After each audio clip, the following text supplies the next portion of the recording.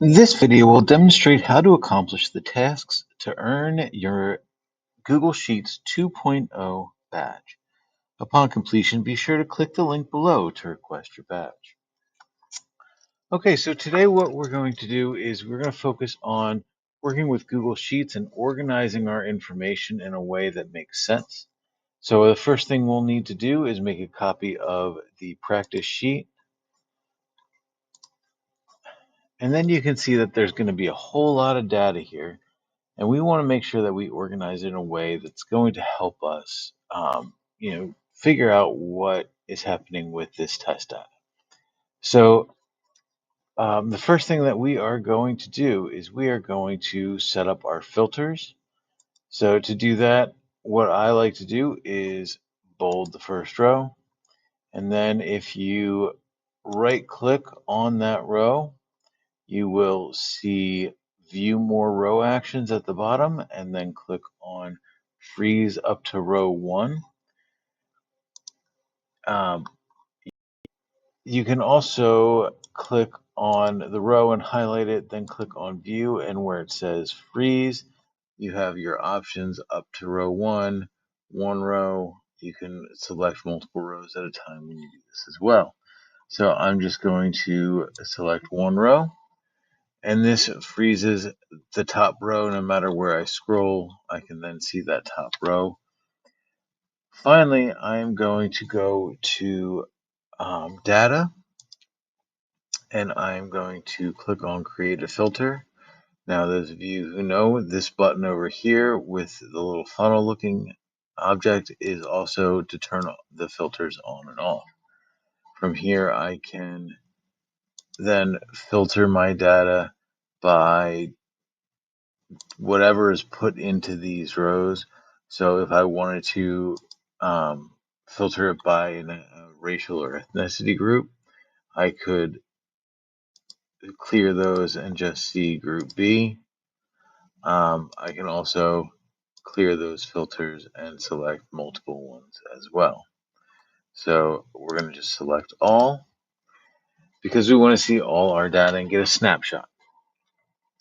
Now that we've done that, another way that can help us kind of save ourselves is if we click on, this is step 2, under formatting or format. If we go down to alternating colors, you can select whichever colors that you would like. These fill in every other line so that it kind of helps you see what it is that you're looking at and follow those data lines all the way across. Our next step is to hide some columns, because if we look at this, there's certain columns that just do not have any bearing on what our test scores are, and it doesn't give us a real good help in a snapshot. So if you select each column, you can click on the drop down and you can go down to where it says hide column.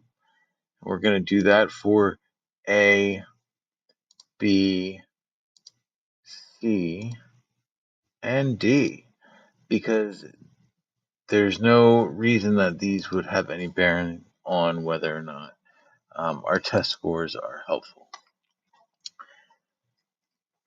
Our next step is going to be in conditional formatting, and you can do that by selecting column F and then holding down the shift key and going to column H. We can go then to format and conditional formatting near the bottom, and you'll see the menu come up over on the right. You can also select those columns and right click, and you'll see it in that final section for conditional formatting. It originally comes up where it says cell is not empty, and so it fills it in.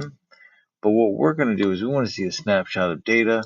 So we're going to say that if it is less than 60, or in that failing range, we're going to have it change to a reddish color.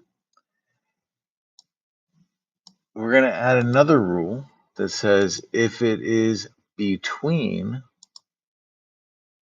60 and 79, so not mastery, but kind of in between, we're going to change it to a yellow. And then, of course, our final rule is going to be greater than, and in this case, we want it to be 79, because anything higher than 79 is going to be considered mastery. We want that to be green. So once we do that, we can take a look and see a quick snapshot of our data. We can see who's doing well, who's advancing, who needs a little bit of support, and who needs a lot of support. There's one more piece to this, though. We're going to now select column E, and we want to set up conditional formatting for some words instead of just numbers. So in order to do this, we're going to have that conditional formatting window open. If it's not still open, of course, you can right-click and go to conditional formatting.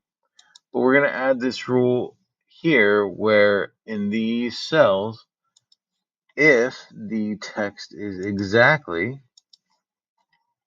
complete or completed, we're going to change that to a blue color.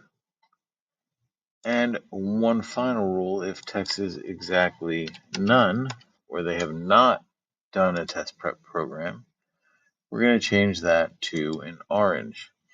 Now, the reason I'm doing this is I can then take that information and I can see, okay, the students who have not completed a test prep program, I can see a lot of them seem to be struggling more.